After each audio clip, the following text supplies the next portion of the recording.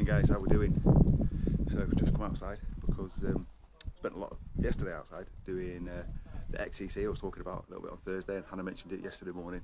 And yeah, so as part of it there's physical challenges, and Finley's benefited because we went for a big walk yesterday, about 9 miles. He was loving that. And then I slept out 2 nights now, so I don't know if I can spin the camera around. If I can spin the camera around, then literally, yeah, there's my shelter, there's Finley in it. So been in that for 2 nights. Spin that back. And I'm outside as well because Hannah and the kids are knocking off some of the part of the physical challenge. There's walks, runs, and just doing like exercise in place, because usually when we do these challenges, it's out in the wilderness and you walk really far, and then they do different bits of physical stuff involving the landscape and the surroundings and rivers and all sorts. Can't do that obviously because it's a remote XCC. Everyone's working on their own where they are, and so they set kind of bodyweight exercise challenges. One of the guys in the team, in our group, we've got a group of 6, had an accident last week, so he can't. What was the body near the tent? Oh, Finley. I think that was just Finley.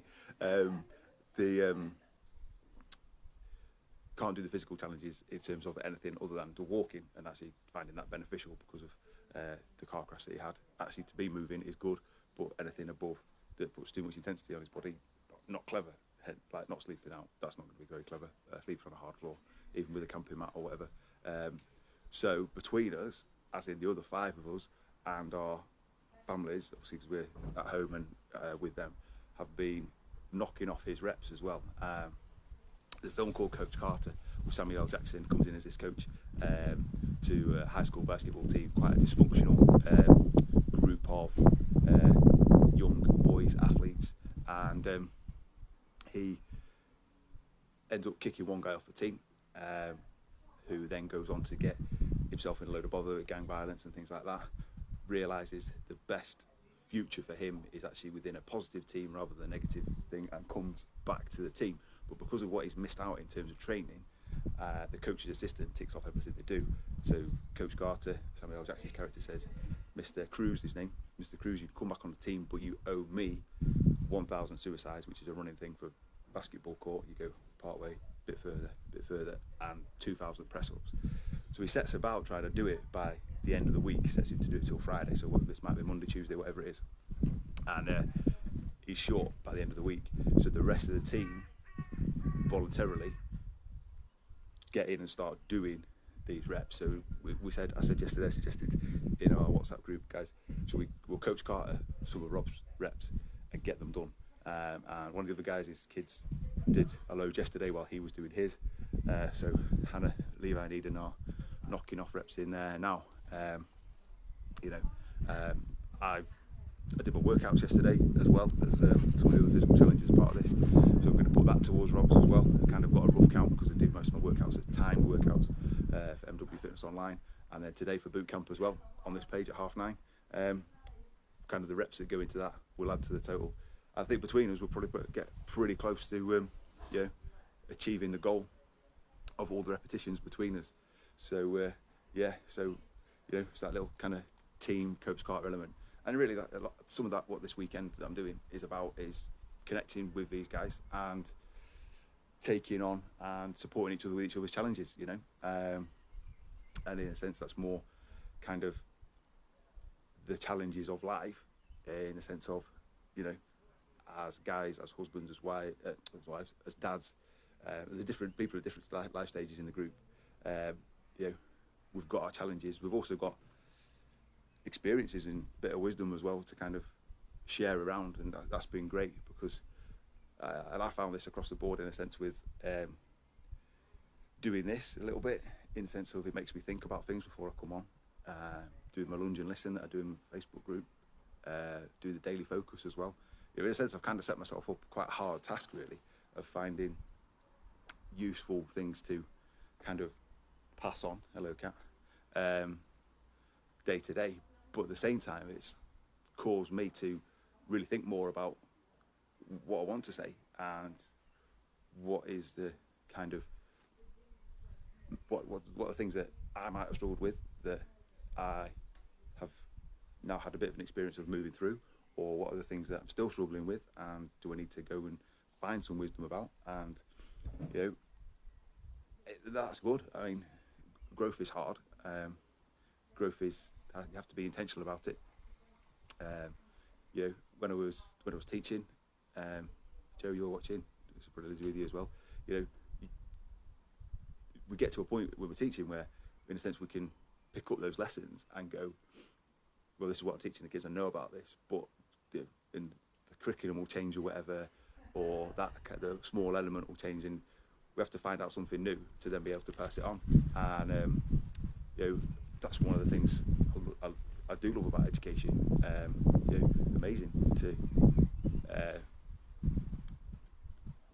go back and review things that I learned myself to then teach to a new set of students or whatever it is. Well, the last school I worked in, 1 in a million, we started with year 7, and then it kind of filled up from the bottom up. So as we got to year 9 and 10, for me to go back and look at some of the GCSE stuff, I remember learning this myself, and now actually there's this slightly different slant on it, just where the curriculum is now, 30 odd years later, understandably, 30 odd years, not that many years, 25 years later, that I can use my experience to input into that, but I'm going to have to then now add these elements, so I'm discovering a little bit more, or just looking at it in a different way because how it's set up in that particular curriculum or whatever. I love that stuff. It's amazing to be learning. And I've said to Joe before, because he's a history teacher, my other favourite subject before I specialised in maths and science, because I had ambitions to be a vet, was history. I love history. It's an amazing subject. Just to kind of go back and learn from what happened in the past. And that, in a sense, that's what we're all doing. Our past is only yesterday, but what can we do? What do we do with that?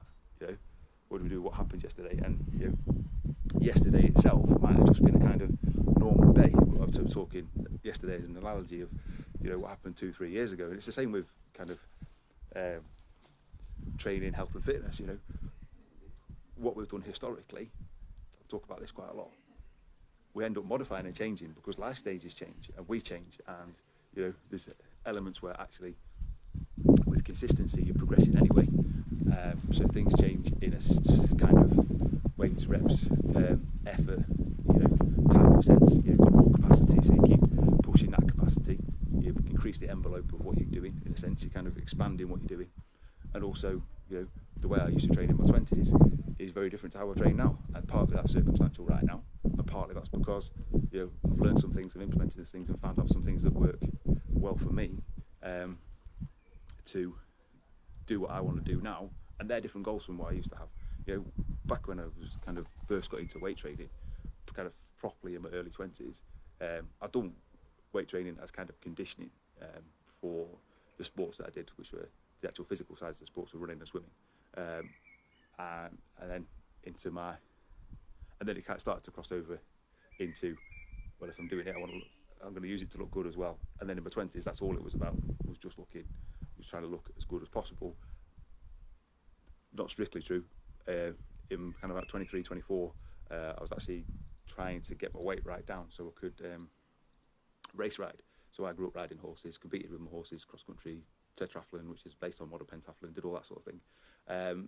And then my mum and dad were always involved with race horses. My mum had kind of acquired this older but very good, experienced race horse, and the idea was that I was going to amateur racing, point to point over jumps. As it was, at the point basically where I was pretty much at a good weight, with a little push more, I would have been just enough. Say for amateur racing, it's around just under 12 stone. I hit that and the horse went lame, and then I don't think I ever rode him again after that. And then the kind of position I got myself in, I know now, meant that I was quite in a good position to then start increasing my food and, in a sense, have my first kind of bulk growth.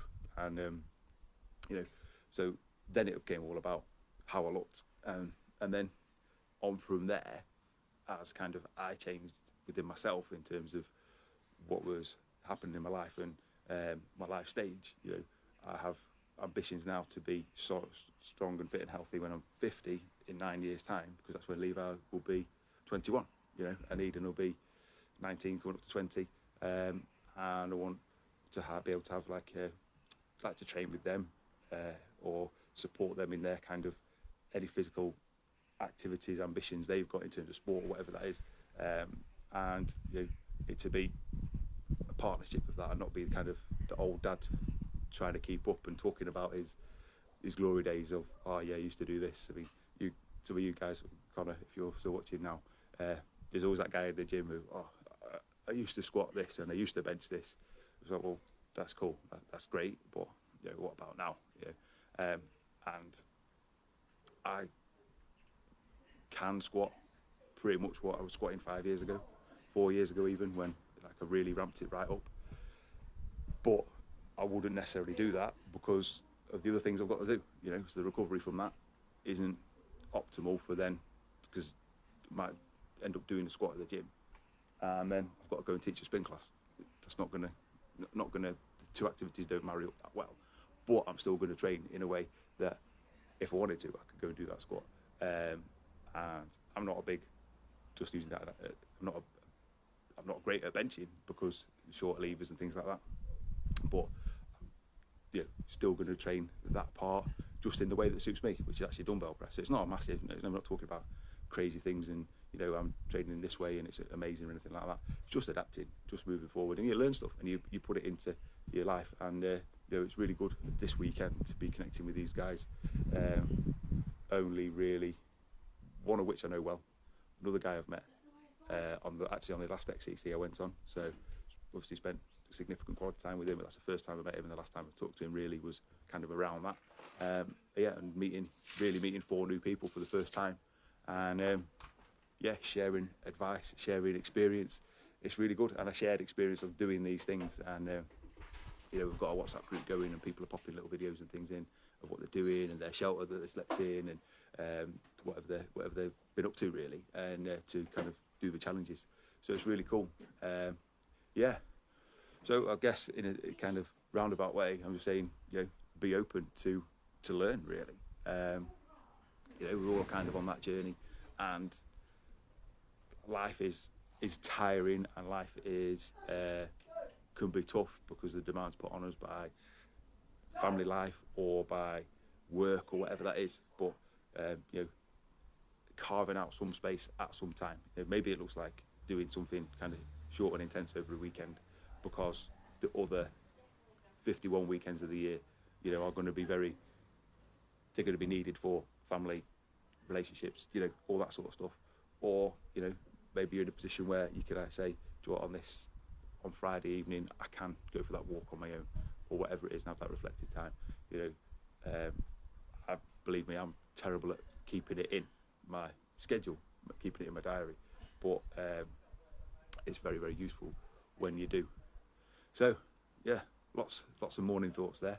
Obviously a very reflective weekend for me, so end up with quite a few things to say. So yes, enjoy your coffee, enjoy your Saturday morning, come over onto boot camp at 9:30, and yeah, have a great weekend. And in terms of morning coffee, we'll see you again on Monday morning 7 a.m. and yeah, really enjoy your weekend, whatever that looks like for you. Have a good one, guys.